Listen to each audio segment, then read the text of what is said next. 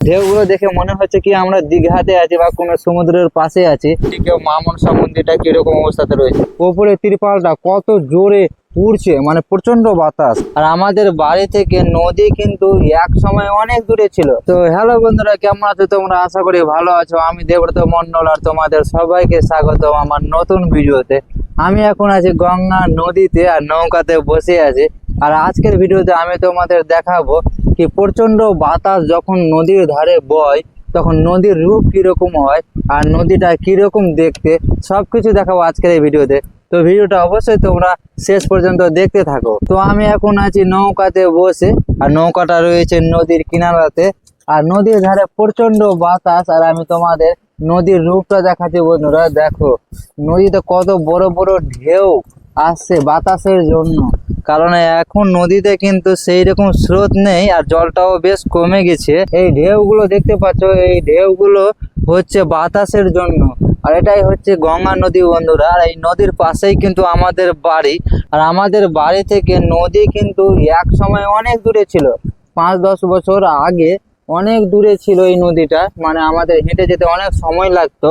আর এখন নদীটা ভাঙতে ভাঙতে আমাদের গ্রামের কাছে এসে পৌঁছে গেছে। দেখো গ্রামটা, ওই বাড়িটা পড়েই আছে, ছাদের বাড়িটা। আমি একটু দাঁড়িয়ে দেখাচ্ছি। তো দেখো ওই পাকার বাড়িটা ছাদ ভেঙে পড়েই রয়েছে, আর নদীর কিনারাটা দেখো। আর আজকে নদীর ধারে কিন্তু প্রচন্ড বাতাস। আশা করি আমাকে দেখেই বুঝতে পারছো, দেখো এগুলো কত উড়ছে, খুবই বাতাস, যার জন্যই কিন্তু নদীর ঢেউটা একদম বড় বড় ঢেউ লাগছে, মনে হয় আমরা সমুদ্রে আছি।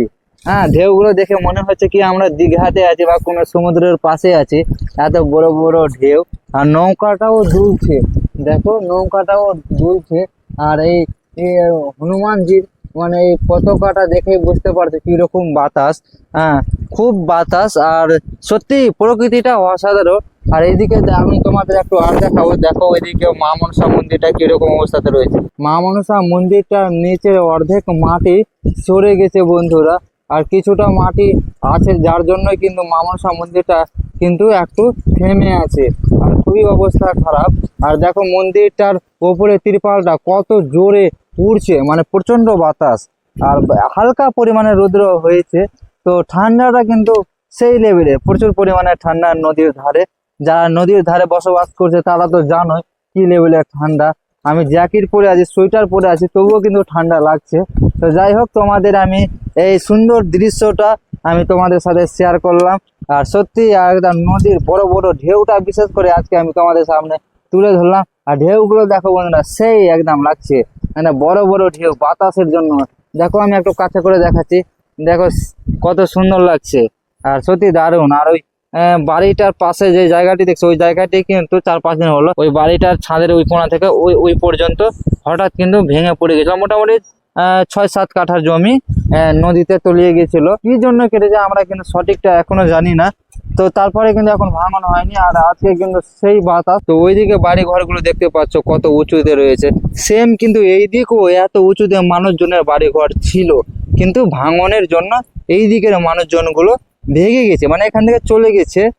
কারণ এই এত পাশে চলে এসছে নদী, এই থাকাটা খুবই একটা ভয়ঙ্কর ব্যাপার, যার জন্য কিন্তু মানুষ এখান থেকে অন্য জায়গায় চলে গেছে। কিনারা থেকে ওই মাটির উঁচুটা অনেক, আশা করি তোমরা ভিডিওতে দেখতে পাচ্ছ।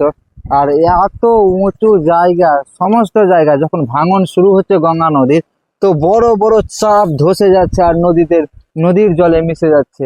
এইরকমই ভয়ঙ্কর ভাঙন শুরু হয়ে যাচ্ছে। তো এখনো কিন্তু নদীর কিনারাতে কোনো রকম কাজ শুরু হয়নি। রাজ্য সরকার, কেন্দ্র সরকার, সরকারের পক্ষ থেকে কিন্তু এখনো সেই রকম কোনো কাজ শুরু হয়নি। কারণ আমি তোমাদের প্রত্যেকটা ভিডিওতে নদীর কিনারার দৃশ্যগুলো তুলে ধরি, তো আজকেও তুলে ধরলাম। আর আজকে বিশেষ করে আমি তোমাদের নদীর ঢেউ দেখালাম। কি সুন্দর ঢেউ, মনে হয় আমরা সমুদ্রে আছি, দীঘাতে আছি, এইরকম সুন্দর ঢেউ। তো আজকের ভিডিওটা বেশি বড় করব না, এখানেই শেষ করব। আজকের ভিডিওটা তোমাদের কেমন লাগলো, যদি একটু ভালো লেগে থাকে তাহলে অবশ্যই লাইক কমেন্ট শেয়ার করে দিও। আর এইরকম গ্রামের ভিডিও আর নদীর ভিডিও দেখার জন্য অবশ্যই আমার চ্যানেলটাকে সাবস্ক্রাইব করে রাখুন। আর ভিডিওটা শেষ পর্যন্ত দেখার জন্য তোমাদের অসংখ্য ধন্যবাদ জানাই।